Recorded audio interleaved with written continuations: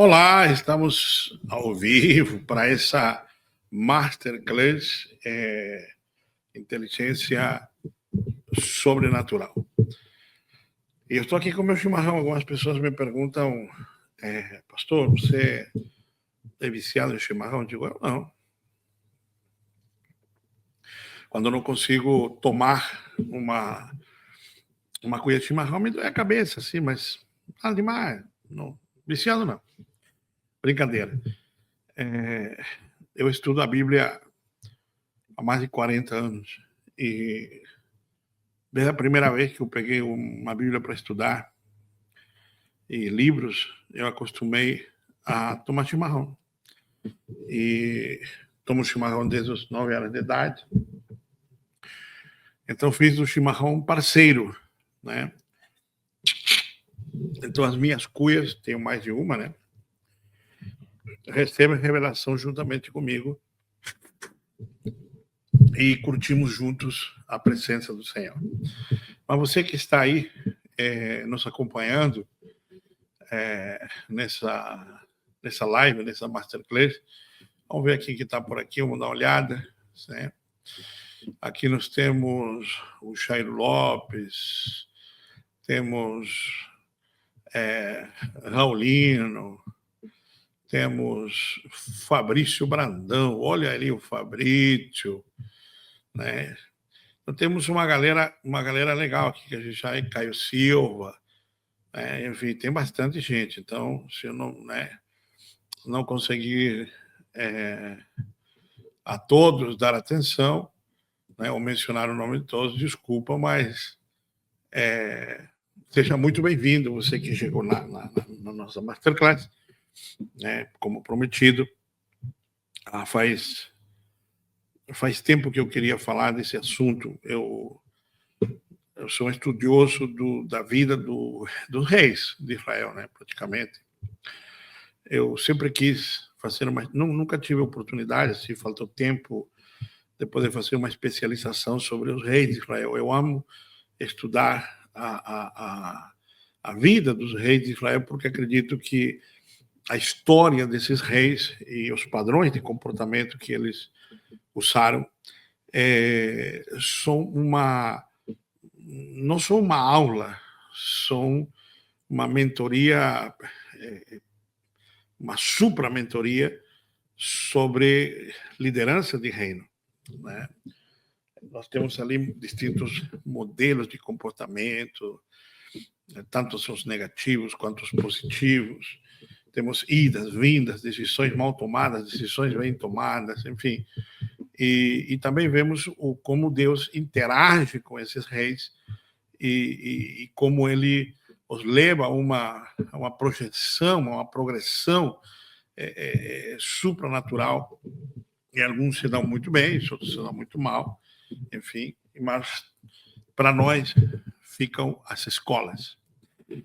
E um dos reis, inevitavelmente, que quando a gente estuda os reis de Israel, inevitavelmente a gente não pode deixar de se maravilhar ou assombrar com o rei Salomão, do hebraico Shilomo, pacífico, um rei que a palavra de Deus o estabelece como um rei de paz. E Salomão, de fato, ele não foi um rei de muito sangue. O seu pai, o rei Davi, derramou muito sangue, lutou muitas guerras. Mas Salomão não foi um rei de guerras, foi um rei de alianças, foi um rei... se Salomão vivesse hoje, por exemplo, se ele tivesse hoje, diríamos que Salomão é o grande mestre dos business, o grande mestre do network. Salomão talvez seja um dos primeiros grandes reis na história da humanidade a entender o poder do network.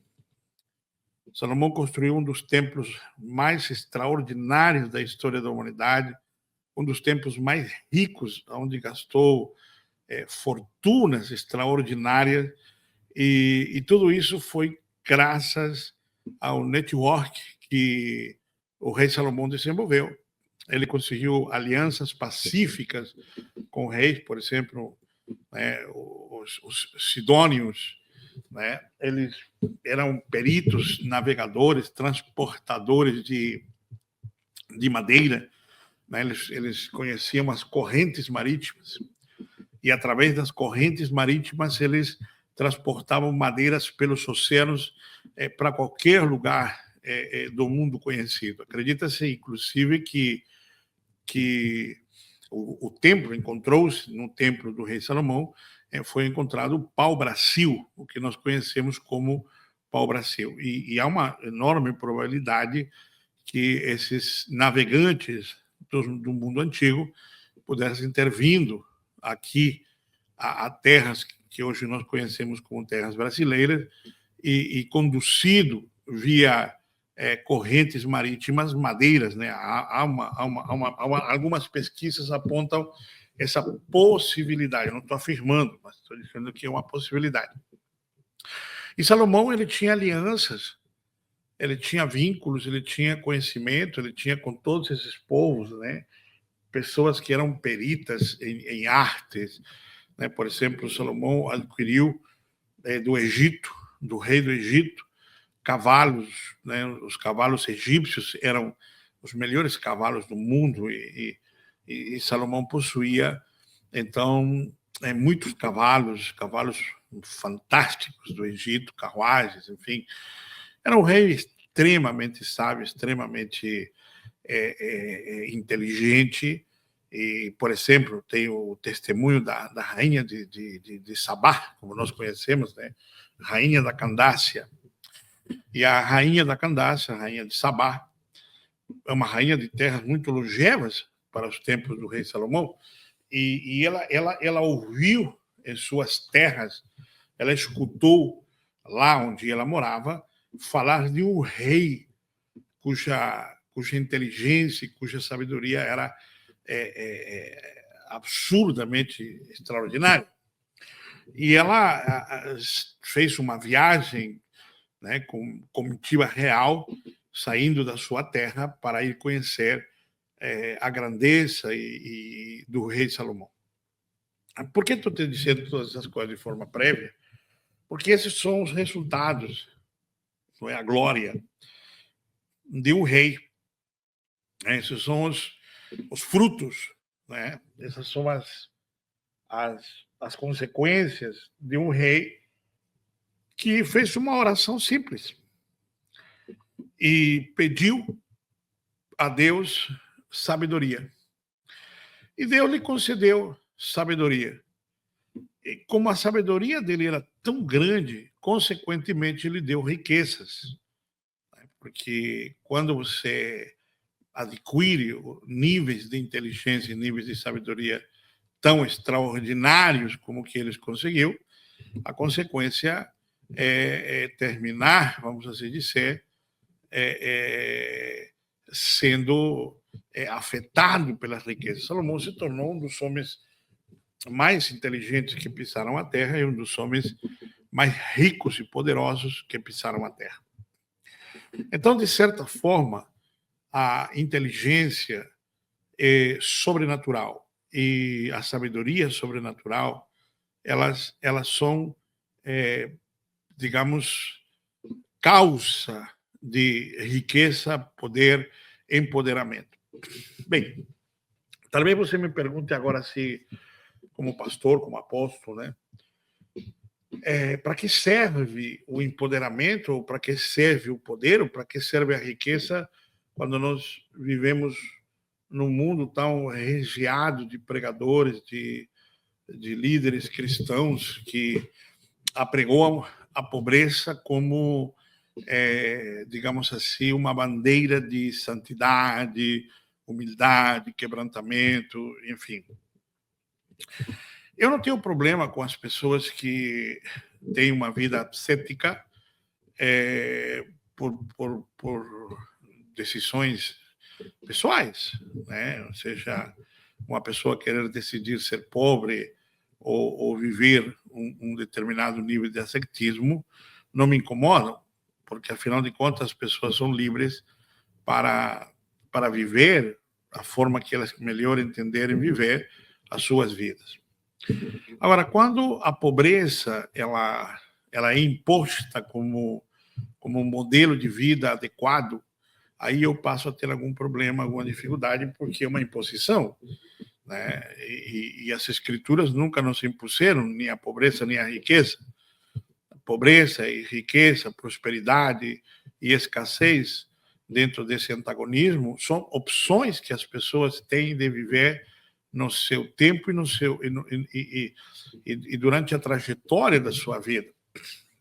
Se você me perguntar se Deus se agrada mais de um pobre do que um rico, eu te diria que não, que essa questão não está em pauta.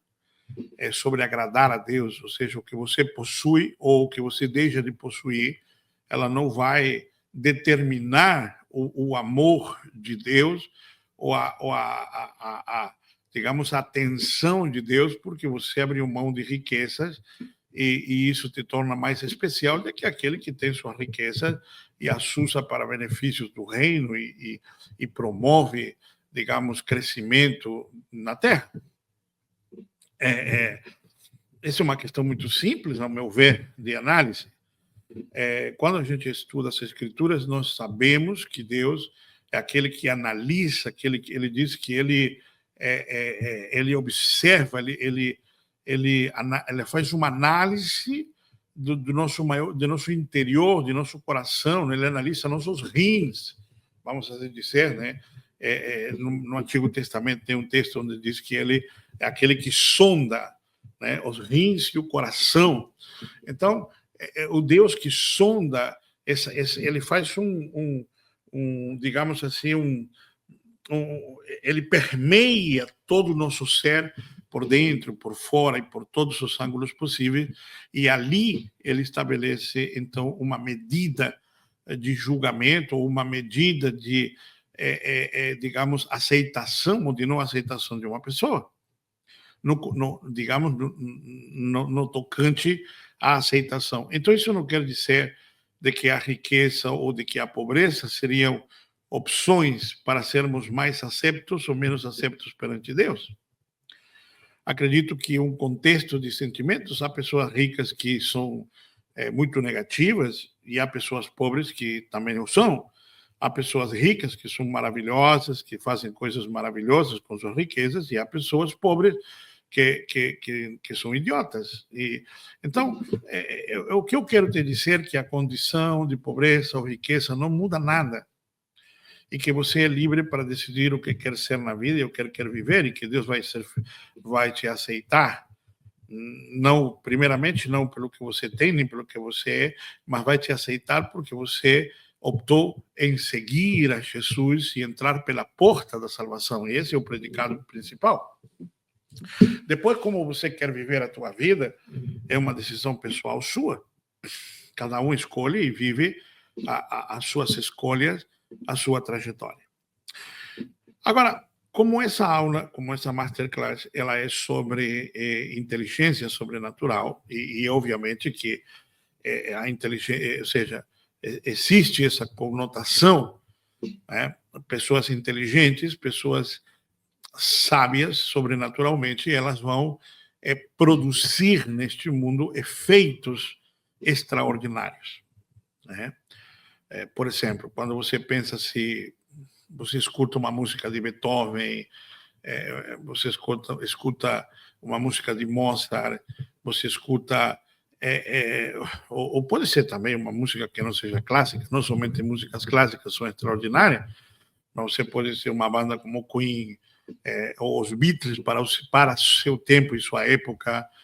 Você pode escutar Chopin, eu adoro, né, as músicas de Chopin, mas também você pode ser esse cara que é extraordinário escutar, por exemplo, Rolling Stone. Eu sou muito eclético para música, eu gosto de tango, né, eu acho o tango extraordinário. E aí você diz, puxa vida, ou escutar Tom Jobim, ou escutar Eric Clapton, tocar uma guitarra, todas essas coisas são coisas extraordinárias. E que elas são, de certa forma, resultados de níveis de capacidade e inteligência. Por exemplo, eu adoro artes plásticas, amo a pintura, para mim é algo assim extraordinariamente belo, e eu consigo ficar. Lembro uma vez que eu estive na frente de uma exposição do mestre Renoir, que esteve aqui em São Paulo, a última face de Renoir, e foi algo para mim assim, ficar na frente daquelas telas foi algo extraordinário, poder captar cada luz, cada pincelada, aquilo ficou, digamos, eternizado na minha memória, as sensações das cores, as sensações das luzes, dos matizes, isso é algo extraordinário. Eu tive a oportunidade de ficar na frente de alguns quadros de Picasso, por exemplo, que é um pintor que eu sou apaixonado, e olhando para essas pinturas, eu fiquei assim embasbacado de ver a qualidade, a paixão, a volúpia que aquilo estava passando só de estar ali na frente daquela tela. Tudo isso são níveis de inteligência, são níveis de sabedoria, de conhecimento, de talento, tá? E todas essas coisas existem em dois, digamos, dimensões diferentes. Então, todas essas que eu estou falando, talentos, por exemplo, a atuação de Anthony Hopkins, cara, ou a atuação de Denzel Washington, agora, por exemplo, no último Gladiador, Denzel Washington roubou todas as cenas, foi algo extraordinário, né? As atuações marcantes de atores, por exemplo, Al Pacino. Existem filmes que parece que você os assiste 40 vezes e não cansa, porque ali tem uma técnica, uma obra-prima de um ser humano expondo seu conhecimento, sua arte, sua inteligência, sua capacidade, enfim. Agora, todas essas coisas que eu estou te falando, elas estão dentro de um nível de inteligência que ainda é a herança natural do homem adâmico. Quando eu digo o homem adâmico, eu estou me referindo ao homem primaz, aquele homem primitivo, ao homem que Deus criou e a sua descendência caída depois, posteriormente. Mas todos esses níveis, né, de inteligência, de sabedoria, de conhecimento, está dentro de um bojo de naturalidade, vamos dizer, desenvolvidos, evoluídos, né, que atingiram níveis de evolução. Mas quando eu falo inteligência sobrenatural, ali é diferente. Ali é diferente porque as próprias escrituras bíblicas vão criar essa diferença. E nesta masterclass eu quero te mostrar essa diferença. Eu quero dedicar esse tempo a te mostrar a diferença que existe no nível de conhecimento e em outro. Então, os resultados também são diferentes. Os resultados que atingem, por exemplo, uma pessoa que tem capacitações extraordinárias, mas ainda assim naturais, não se podem igualar nem por perto a capacidade de alguém que está afetado por uma inteligência supranatural. Porque quando a inteligência ela é natural, ela esbarra na dimensão da existência humana.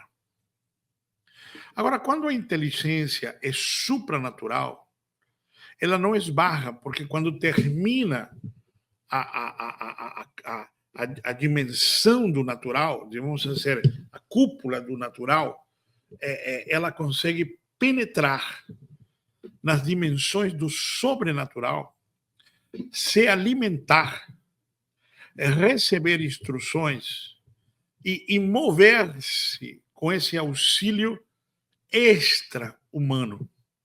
Agora, você pode imaginar, meu amigo, eu poderia te citar situações bíblicas e situações não bíblicas. Por exemplo, eu creio que Henri Pasteur, teve uma inteligência supranatural brilhante. Eu acredito que Isaac Newton foi visitado por essa centelha de inteligência supranatural. Por que eu acredito nessas coisas? Primeiro, porque eram pessoas que eram estudantes da Torá e tinham conexões com os conhecimentos judaicos das leis espirituais, de uma mente iluminada pelo sobrenatural. E segundo, pelas coisas extraordinárias que fizeram. Então, quando a supranaturalidade, quando algo que ultrapassa os limites da naturalidade, o mundo recebe uma centelha divina. Algo de forma divina é criado aqui na Terra.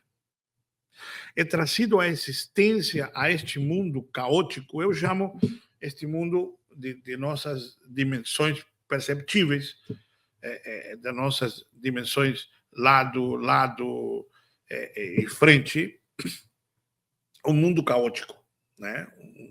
Nós temos essas três percepções, né? O caos, né? Aqui estamos dentro de uma linha de caos, né? Um caos externo, um caos interno e ainda um caos cósmico, né? Mas quando você é banhado por essa visitação de uma inteligência, de uma centelha divina, a tua mente ela consegue romper as densidades do natural, do caótico, né? Ela vai entrar numa dimensão supra. E quando você entra numa dimensão supranatural, sobrenatural, que é a palavra correta, né? Acima do natural, onde começa o invisível, a transcendência, né? Por exemplo, eu vou te dar um exemplo que eu gosto muito nessa escritura, que é a escada de Jacó. Jacó, né, depois se tornou Israel, de quem origina-se a nação de Israel. Era um menino. Ele era mais querido pela mãe que treinado, mais treinado pela mãe que pelo pai. E você sabe que o filho treinado pela mãe, ele é um filho menos ele não tem aquela, digamos, imagem daquele macho alfa, né? Ele é mais pacato. E engraçado que as escrituras vão dizer que Jacó era pacato. É um menino pacato, pacatão, assim, papapá. Mas quando ele teve que fugir da casa do pai, porque o irmão queria matá-lo, porque ele se apoderou da primogenitura, quando ele está em fuga, ele precisa dormir num determinado lugar. E aí ele põe uma pedra por travesseiro. Olha o estado daquele homem. E ele dorme ali. E durante a noite, ele tem a visão de uma escada. E por essa escada vão subir e descer anjos. E aparentemente nada aconteceu a não ser um sonho, uma visão. Ele toma decisões baseado nesse sonho, toma suas decisões e parte rumo à casa do seu tio Labão, que depois se torna o sogro. Ele casa com as filhas do tio dele, do tio Labão, casa com Lia e Raquel, que segundo o livro de Ruth, capítulo 4, verso 11, elas são as matriarcas da casa de Israel. E Jacó trabalhou 7 anos pela vida de uma, 7 anos pela vida de outra, e era um pobretão empregado. Mas Jacó tinha sido visitado uma vez por uma centelha divina de conhecimento e sabedoria. Porque quando essas centelhas divinas te invadem, elas não saem, elas ficam é como um download. Então, esse download espiritual fica ali, é um arquivo. E pode passar anos se você não usar esse arquivo, né? E um certo dia, Jacó entendeu que ele precisava fazer fortuna, fazer riqueza. Ele já tinha trabalhado muito, tinha muitos filhos e não tinha nada. Era um empregado. Então ele faz um acordo. Aqui que começa o efeito da sabedoria e da inteligência espiritual. São essas centelhas divinas que acontecem na Terra, assim, você, do nada, bate aquele brilho, aquela luz, aquela revelação, e parece que tudo vai encaixar, porque quando vem a sacada divina, parece que Deus já tem, é um efeito dominó. Deus já tem todos os passos atrás daquela centelha já pré-estabelecidos. E o fantástico disso é que Jacó vai tomar uma decisão de ser preciso me independizar. Então ele faz um acordo com o tio. Eles vão fazer um acordo. As ovelhas que saírem brancas são suas e as pintadas são as minhas. Então ele vai ter uma sacada de cortar árvores, galhos de amendoeira e cravá-los na frente de onde elas tomavam água. E quando as ovelhas vão tomar água, geralmente elas entram em... os machos possuem as fêmeas. E aquelas varas, de alguma forma não científica, de alguma forma, sei lá, extraordinária, passam a funcionar como uma orientação genética. E as ovelhas vão parir listradas. E quando o seu sogro percebe que o rebanho listrado está crescendo, ele muda. Ele diz, não, vamos ficar. Eu fico com a listrada, você com as branquinhas. Então, quando chega o momento das brancas, Jacó não põe as varas e aí as brancas começam a reproduzir. Mas ele faz essa jogada várias vezes e o resultado é que ele fica extraordinariamente rico, forte e poderoso. Moral dessa história, ou lição que extraímos dessa história, é que Deus tinha o propósito da riqueza para esse homem e Deus tinha a chave para a riqueza desse homem. Você está vendo que a riqueza não é uma questão de problema ou de impossibilidades. Deus pode mudar isso assim, de rápido. E eu te disse que essa aula seria para provar que existem dois tipos de inteligência, e eu quero provar isso de fato. Eu quero te provar isso nessa masterclass, tá? Para isso, nós vamos ter que ler alguns versículos bíblicos. Então, nós vamos a 1 Coríntios, capítulo 3. Né? Me acompanha aqui, se você tiver uma Bíblia aí, vai me acompanhar. 1 Coríntios, capítulo 3, versículo 18 a 20. Tá? Presta bem atenção no que eu estou falando e deixa que essa palavra te ministre, né? te ensine. Diz assim, ninguém se engane a si mesmo. Se alguém dentre vós se tem por sábio neste século, sábio neste mundo, né? Faça-se estulto, faça-se tonto, ou faça-se para se tornar sábio. Ou seja, se você tem sabedoria deste mundo, eu acho que Paulo está falando aqui, sabe aquela malandragem humana que nós gostamos de ter, né? Nós machos, principalmente, gostamos muito de nos vangloriar, né? Como disse o carioca, eu sou bom malandro, né? O malandro do bem. Mas aquele cara inteligente, que não perde jogada, que está sempre na vanguarda.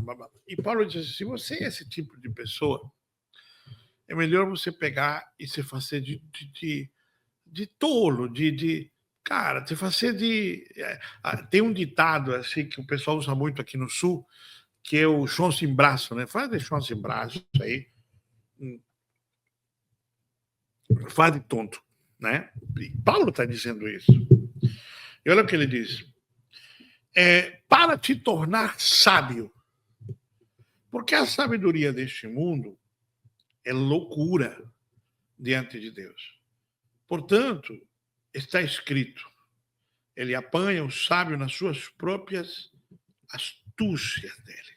E outra vez, o Senhor conhece os pensamentos dos sábios, que são pensamentos vãos. Vãos. Portanto, ninguém se glorie nos homens, porque tudo é vosso. Então, Paulo está dizendo aqui, a sabedoria deste mundo, o conhecimento dessa geração, deste universo caótico, ela não é boa. E olha, se essa que já é grande não é boa, é porque ele tem uma melhor. E uma que funciona, uma que dá certo, uma que faz as coisas acontecer. Né? Então vamos ver aqui. Essa sabedoria, em Gênesis 3:1, é chamada de astúcia. Né? Agora, veja que interessante. Veja que interessante. Porque no capítulo 5 do livro de Daniel, do profeta Daniel, capítulo 5, estava lendo isso hoje ainda, diz assim, há no teu reino o homem que tem o espírito dos deuses santos. Nos dias do teu pai, se achou nele luz, inteligência e sabedoria, como a sabedoria dos deuses. Teu pai, o rei Nabucodonosor, se teu pai, o rei, constituiu de chefe dos magos, dos encantadores, dos caldeus e dos feiticeiros.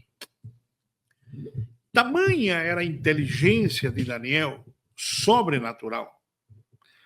Ele não tinha uma inteligência carnal, humana, diabólica, como diz Paulo, né?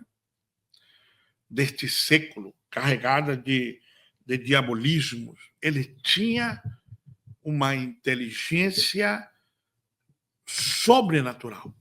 Ele tinha uma inteligência que ultrapassava a dos magos, a dos adivinhos, a dos feiticeiros. Tem crente que tem medo de feiticeiro, né? Tem crente que tem terror de feiticeiro. Tem crente que vê uma macumba e treme. E Daniel, na Babilônia, ele se tornou o chefe de todos eles. Porque a inteligência que Deus lhe deu, a sabedoria que Deus lhe deu a capacidade de governá-los a todos. Então, consegue entender que atrás da inteligência vem governabilidade, vem prosperidade e poder. Eu acho que isso ficou claro dentro da minha proposta aqui, né? A questão que a gente tem que se perguntar, essas coisas têm que propósito? Essa é a pergunta. Lembra que eu comecei dizendo que tem as pessoas que ficam debatendo entre pobreza e riqueza, e prosperidade e escassez? Qual é o propósito da prosperidade neste contexto de sabedoria, de inteligência, de governabilidade, de estar nos altos comandos, dominar os territórios que Deus te confia? Qual é? É simples a resposta. Nós vivemos num mundo dominado por demônios, por principados, por potestades. Nós vivemos num mundo, querido, onde eu estava conversando com um pastor recentemente e ele me falou de uma região onde ele mora. Perto tem uma comunidade onde o tráfico explora as menininhas de 12, de 13 anos, crianças que mal e mal estão se desenvolvendo desenvolvendo seu corpo, mal e mal estão desenvolvendo, passando pela puberdade, elas já são expostas à prostituição e ao tráfico de drogas. Igualmente os meninos. Nós estamos vivendo numa sociedade onde vemos todo tipo de corrupção, de todo tipo de falências e desgraças e desastres em todos os aspectos da vida. Se não houver uma contra-resposta a este caos imposto pelos espíritos demoníacos, como é que a sociedade vai ser transformada? Se todas as áreas de poder e governo estão nas mãos dos inimigos. Daniel estava na Babilônia. Veja o que eu estou dizendo, ele estava na Babilônia. Mas durante o período de Daniel como chefe, a inteligência de Deus o colocou por chefe, por líder de todos aqueles que poderiam promover coisas erradas. E o testemunho sobre este Daniel diz que na vida dele havia luz. Então ele promovia luz. Nós precisamos, a sociedade precisa de homens e de mulheres que produzam, no tempo em que estamos vivendo, luz.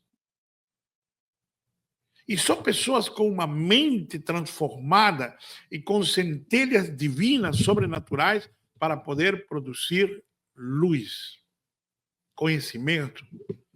Durante o período do rei Salomão, a paz governava não só Israel, mas as nações vizinhas, porque ele estabelecia a paz. Como? Pela sua sabedoria e conhecimento. Existem conselhos extraordinários que ele nos deixa. Existem revelações e chaves para serem praticadas, e quando praticadas, porque são chaves vindas da sabedoria que está no coração de Deus. E quando você se conectar com essas chaves, a tua mente terá o estalho, a centelha, o rompimento, a luz que você precisa para se mover. E eu acredito que você quer. Porque eu não acredito que você esteja neste mundo e esteja satisfeito com qualquer estado medíocre ou negativo. Se você está aqui me ouvindo, é porque o Espírito Santo já tocou em você. É porque o Espírito Santo já te trouxe para essa aula para falar contigo e te dizer o seguinte: você precisa entrar, despertar, te conectar com esse conhecimento extraordinário. Você precisa se conectar com as coisas que Deus deixou aos rabinos de Israel, que Deus deixou não somente escrito nas Escrituras, mas também como fontes revelacionais, a Torá oral. E outras tantas coisas extraordinárias que nos levam e nos ensinam a nos conectar com a mente de Deus, com a mente suprema. Paulo vai dizer que nós temos a mente de Cristo, a sabedoria oculta. Meu amigo, há tanta coisa. Paulo diz assim: há tanta coisa para dar a vocês. Paulo disse: porque pela igreja, através da igreja, Deus quer ensinar a principados e potestades. Olha, os níveis de autoridade, governabilidade e poder que estão disponíveis à igreja. E você aí, parado, sem vencer nada, sem vencer ninguém, sem ganhar de ninguém, muitas vezes preso ao mimimi, à derrota, a isto, aquilo e ao outro, preso, se lamentando, chorando. quando há fontes de poder disponíveis para você. Eu quero te desafiar. Eu quero te desafiar a sair de um estado letárgico, a sair de um estado de ostracismo, a sair de um estado de imaturidade, a sair de um estado negligente, a sair de um estado de inércia e entrar no estado, no código da sabedoria, da inteligência, do network de Deus. Porque quando Deus assume o teu network, Ele te conecta a conexões douradas, a conexões de prata, a conexões de diamantes, de ouro. Que são essas conexões, pastor? São contatos, network, contatos, pessoas, amigos. Amigos que Deus vai te enviar. Neste mundo ninguém faz nada sozinho. Mas Deus vai colocar valores em você que pessoas importantes vão se conectar na tua vida. Às vezes uma indicação, às vezes uma porta que se abre, às vezes é algo que acontece e as coisas começam a romper em nossas vidas. Então, meu amigo, está na hora de você dizer: eu vou virar esse jogo. Assim como Salomão, que era somente um menino, mas que orou ao Senhor e disse: Senhor, me dá sabedoria. E Deus lhe deu a centelha da sabedoria. E se tornou o homem mais sábio que pisou este mundo. Deus pode fazer isso com você. Disse o apóstolo Santiago: se alguém não tem sabedoria, peça a Deus, que Ele a dá generosamente. Deus quer te dar porções de sabedoria extraordinária. Deus quer te ensinar. Às vezes, você não se dá conta. Olha o que a Bíblia diz: na casa do homem pobre há muito mantimento, e tudo se perde por falta de juízo. Eu estava ouvindo uma história de uma pessoa no Nordeste. Eu gosto do povo nordestino porque é um povo que vive muito milagre. Todo povo que é oprimido, que sofre, que precisa de um milagre, aquele milagre, ou amanhã Deus faz um milagre, eu morro, né? E esse era um casal, era um casal de nordestinos raiz, e estavam na pior momento da sua história passada, aquilo que muitos de nós já passamos, crises terríveis, né? E este casal orou ao Senhor pedindo auxílio. E uma vizinha lhes trouxe 1 quilo de coco e 1 quilo de açúcar. E eles pensaram, né? Mas eu precisava outra coisa. Mas de repente se deram conta. O senhorzinho disse para a irmã: você sabe fazer cocada? A tua cocada é a cocada mais gostosa que eu já comi. Então fizeram aquele quilo todo de coco e açúcar, fizeram a cocada. Cocada que a irmãzinha fazia com um toque, com uma centelha divina. E como era muita cocada, a irmã pensou assim: meu Deus, marido, vamos vender um pouco dessa cocada. Pega um recipiente, quem sabe você vai lá no centro, na feira, e vende essa cocada, que sobra, né? Que vai sobrar bastante. E aí, com o que entrar, a gente compra o que falta, né? Um café, né? Compra um arroz, um feijão, enfim. E o irmãozinho pegou a baciazinha que a irmãzinha tinha arrumado e foi para a porta de um banco no centro da cidade. E estava lá parado, vendendo uma cocada. E, resultado, por aquelas coisas de Deus, lembra que eu falei que o efeito dominó, que quando Deus te dá a centelha, atrás da centelha parece que tem uma sequência de milagres?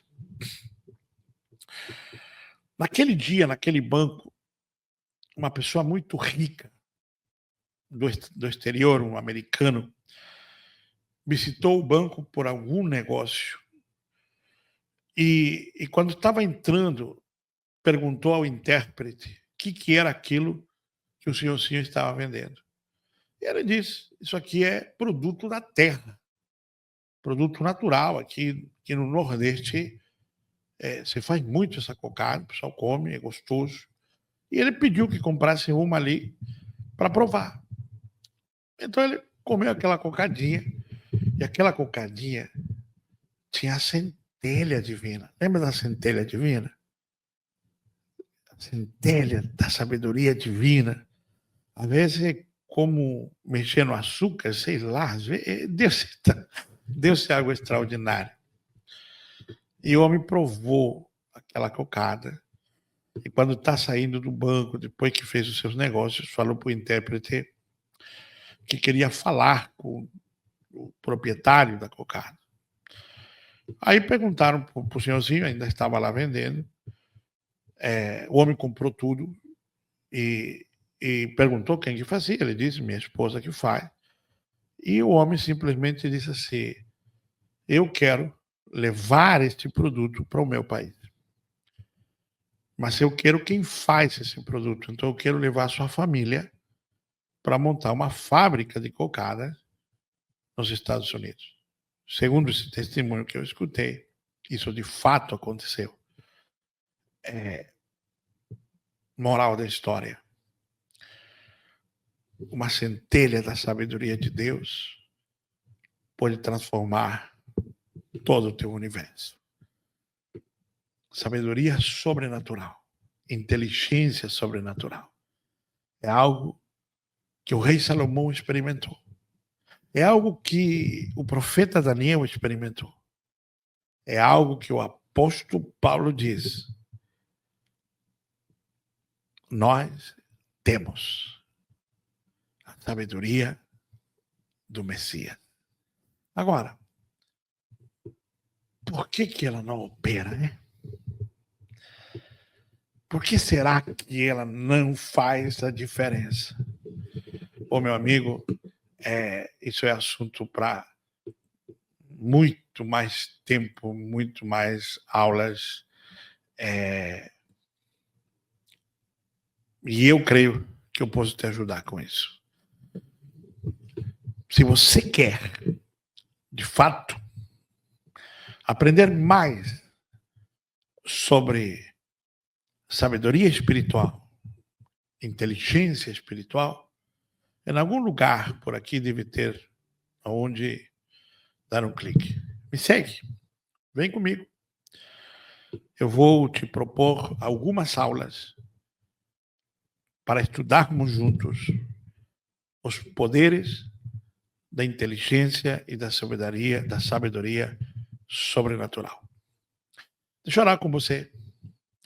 Pai, em nome de Cristo Jesus, oro para que esta masterclass toque no coração e nas vidas das pessoas que estão conectadas. Que centelhas divinas sejam distribuídas agora à mente das pessoas para que elas possam ser tocadas e transformadas. E para que todo o seu entorno seja um milagre de inteligência sobrenatural. Em nome de Cristo Jesus. Amém e amém. Olá pessoal, tudo bem? Espero que você tenha gostado dessa aula maravilhosa sobre inteligência sobrenatural. Se você quer saber muito mais sobre isso e estar por dentro, participar disso, segue o link ali, vem conosco.